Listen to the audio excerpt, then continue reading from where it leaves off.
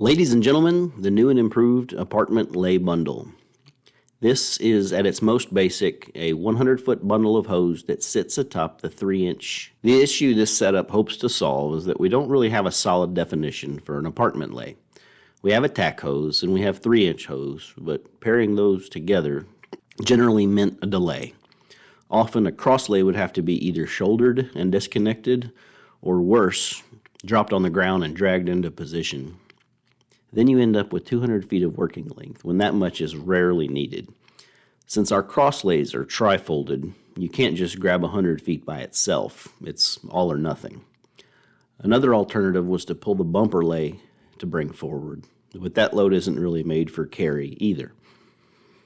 So to streamline this and get water longer distances with less delay, we present a 100-foot modified Minuteman bundle that will stay in the hose bed.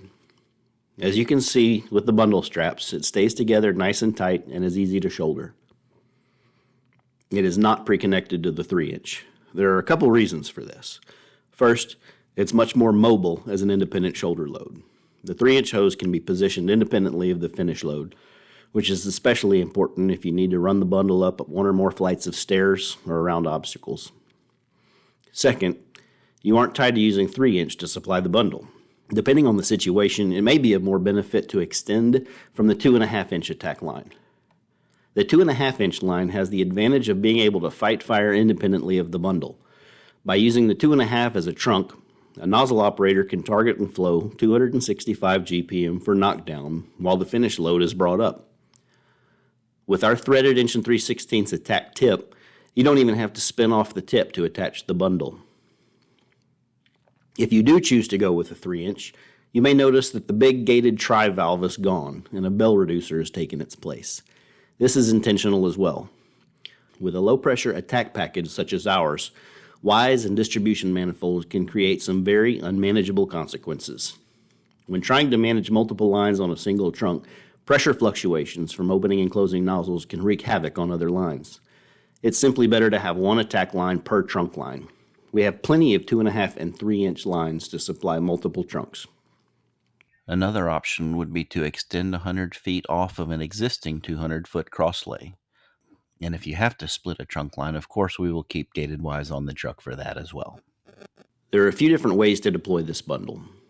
First, you can drop the bundle short of your entry point in advance. To do that, simply pop your straps and take the nozzle and 50-foot coupling up to the point of entry.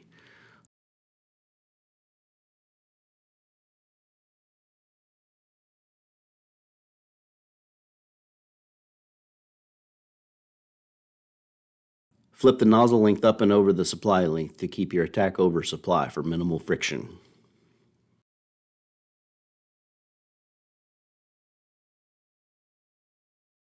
Another way to deploy is to drop your bundle at the point of entry.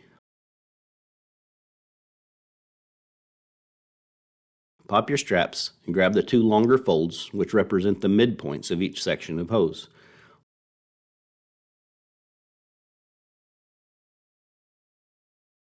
Walk them back perpendicular to the entry, and then flip the attack section up over the supply section as before.